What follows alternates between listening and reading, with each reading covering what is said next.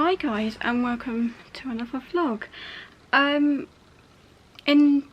today's vlog, it's not going to be a day in the life because today we had my parents round, and I don't like filming when they're here because they're quite private people. Today chilling out, hanging out with them, and so yeah, obviously I haven't been able to film at all today because it's now, well, it's literally now 8, nearly 9 o'clock at night. So I thought today's one could be about obviously Daniel's autism and like what is autism and things like that, as I do get asked quite a few questions about things related to his diagnosis of autism. So I thought I'll do a video on this way. So you might want to grab a cup of tea because I don't know how long I'm going to be. I tend to, if you've been watching my videos, I do tend to ramble on. So grab a cup of coffee, come back, or a cup of tea, whatever you drink, and yeah, so you can relax and watch. Right, let's get into it. So, first question, what is autism? Autism is a lifelong development disability which affects how people communicate and interact with the world. It is also a spectrum disorder. So what I mean by spectrum disorder, so this is how we described it. We described it as like a rainbow. So obviously you've got, not everyone who has autism has the same signs and symptoms. So basically if you put Daniel with another autistic child, you'll notice that they display the same condition but differently. Where, say for instance, Daniel verbalises, so he can talk and tell you things like verbally, whereas a child that is non-verbal doesn't. They can do it through like signs like Makaton, sign language, and something called PECS. PECS is basically picture exchange cards, which is what Daniel does sometimes use when he finds he's in a situation where he can't talk. So yeah, another question I get is, what are the signs of autism? Now obviously, like I've just previously mentioned, also autism is a spectrum. So obviously some of these signs are not all what everyone displays. So the typical ones that are on the NHS website is not responding to their name. Sorry, if you notice I'm looking down, it's because I've got my laptop here. I'm trying to read some of it off there. So I'll also display it here as well, so you can see some of them. So this is some of the signs that you'll see in young kids that you may see, obviously. So one is not responding to their name, avoiding eye contact, not smiling when you smile at them, getting upset if they do not like certain taste, smell or sound, repetitive movements such as flapping their hands, flickering their fingers or rocking their bodies, not talking as much as the other children, and repeating the same phrases. And then in the older kids you may see them not seeming to understand what others are thinking or feeling, finding it hard to say how they feel, like a strict daily routine and getting very upset if it changes, having a very keen interest in certain subjects or activities, getting very upset if you ask them to do something, finding it hard to make friends or preferring to be on their own, and taking things very literally. For example, they may not understand phrases like break a leg. Now some of these signs, because I always get asked how, and this is another question that I get asked quite regularly, which is going to lead into it, how did you know Daniel was autistic? Now some of these signs I've just mentioned, these are some of the signs that Daniel would display. So, say for instance, he finds it hard to express himself, or he does a thing where he gets really excited and he is like jumping up and down the spot and spinning around.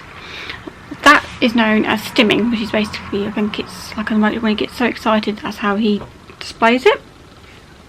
One other thing he does is he does not do eye contact. So if you say for instance, like I'm doing now, staring at him, he'll be literally like this the whole time, like he cannot look at you in the eye. He also has he's very keen in certain subjects, so he likes things at the minute. He likes the Titanic. He has literally learnt every little fact about the Titanic, and he can tell you every little detail about it. It's fascinating how he does it. And before that, it was the Flying Scotsman, because he loves trains. He still loves his trains now.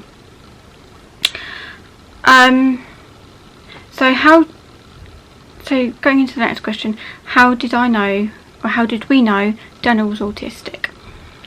I will be honest, it took me a long while to realise that Daniel was autistic. Although I think for me it was about when he was 3 or 4 that we noticed he was quite different to his peers at the time.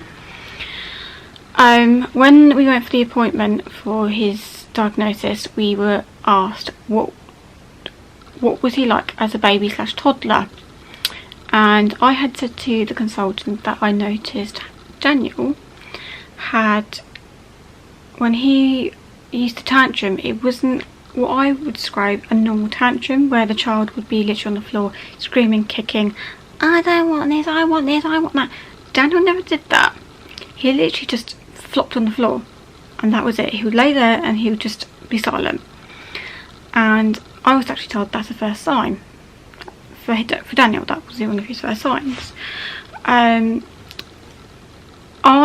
will be honest, I was always in denial that he was autistic up until he went to school, and it came very apparent when he first started reception that he was autistic, because he didn't like the change in the routine. He didn't like transitioning from nursery to school, although people would argue saying, oh, that's just normal, but for Daniel it wasn't. He would literally scream, shout, didn't want to go in. You had to literally pick him up and hand him to the staff because he wouldn't want to do it. But his dad has always said that he feels that Daniel is autistic because he's grown up with it, so he knows what autism looks like, whereas I didn't. Yeah, this would start leading into the next question, which is how did you get him diagnosed? Obviously, like I've just mentioned, I didn't know he was autistic until he started school. I didn't really know about it until he started. When he obviously first started school, he did a complicated pattern that the teachers couldn't work out. So we noticed he was displaying really odd behaviours going to school and that, and he was very unsettled. So we had a meeting with the head of early years and the deputy head, and we said to them, look, we're concerned that he's displaying potentially signs of autism. And I always remember this because they both looked at each other, looked back at us and said, we believe Daniel has autism. And we both just sat there and okay. So we were then advised at the time we had to go to see our GP and get him referred in through, I think it's called a front door referral in our area. So he was then obviously referred into our local hospital, which he was then put on a waiting list, and unfortunately in our area the waiting list can be 2 years, but he had to be seen and assessed by a nurse within 6 months. It got to the year mark and I kept going backwards and forth saying, oh, he's not been seen, I've heard nothing, do you know what's going on? And they were saying, yeah, he's meant to be seen by a nurse, blah blah blah. I thought, okay, that's fine. Waited another couple of months. I went back and said, do you know when he's going to get seen by the nurse, because he hasn't been seen yet? And they said, oh, he's somewhat slipped the net a little bit. So organised for the nurse to come out. Nurses then come out and obviously assessed him, and she's turned around and said, I can tell that, because she was also a parent herself of a autistic child, and she says, I can see he's autistic, but I can't diagnose him because I'm just the nurse. I'll have to get the consultant to see you and assess and what have you. So we were then put on another waiting list, obviously, to be seen by the consultant, which then took another 6 months. then saw Daniel. He also then saw Daniel and said, given the history in that, we need to do something called a BOSA assessment. Now, this is, I feel like as I'm talking, all these questions are leading to the next question. So, and also after this assessment, Daniel was then diagnosed with autism, which I was quite surprised by, because I didn't think he was going to get diagnosed there and then at this assessment, but he was. Because I've heard of things called the ADOS assessment, where they do like loads of professionals come in and do assessments on him there and then in that room, and you have to go away and come back. Whereas he had something called the BOSA assessment, which is, I believe, it's taken from assessment period thing from America, and it was then brought here and modified or something. Or I can't remember what the consultant said, but quickly read what it says on my laptop, what the BOSA assessment is. Because obviously they can't do the proper ADOS, ADOS because of COVID at the time, which is why they brought in BOSA. Actually, this is what it explains. Carry out a brief observation of symptoms of autism, BOSA assessment, which has been adapted from the ADOS and another autism assessment called the brief observation of social communication change, led by Catherine Lord, who is also one of the designers of ADOS. To be honest, when we'd had the BOSA assessment, we literally went into the room. It was just me, Daniel, and the consultant. He literally asked Daniel a series of questions, asked me some questions. What I found, I think, was quite useful for the consultant is I sat back and allowed him just to like talk to Daniel and try and speak to him and see how he would react to the consultant and that. And the consultant did say it was quite useful because actually he could see Daniel as a person, and he was able to diagnose there and then with his autism, which I thought was really, really quite good. So yeah, to be honest, I preferred that, because I felt that if Daniel had went through the ADOS assessment, he may have struggled, but it's quite good that they're able to come up with this BOSA assessment and do it, and able to do it quite quickly as well. So we were given a diagnosis within the 2-year frame. So yeah, that's obviously, this is our experience, and this is how I thought it went quite well. Another question I get asked quite a lot, and particularly when I'm out and about in public and Daniel has one of these, is what is a meltdown? Now, whenever I go to shops and Daniel is having a meltdown, I always get the one of these naughty kids again, not getting their own way. Actually, he's not having a tantrum. I will be honest, when he has a meltdown, they do look like tantrums, because he is literally screaming, shouting, like wriggling around on the floor. Basically, it does look like a tantrum, but basically a meltdown is where he can't control his emotion. Normally it's his anger and upset emotion, and it literally leads him to lashing out, unable to calm himself down, and you have to literally sit him on the floor, hold him until he does calm down. This is how we've coped with them, and this is one of the reasons why I do not film it, because they do look horrific.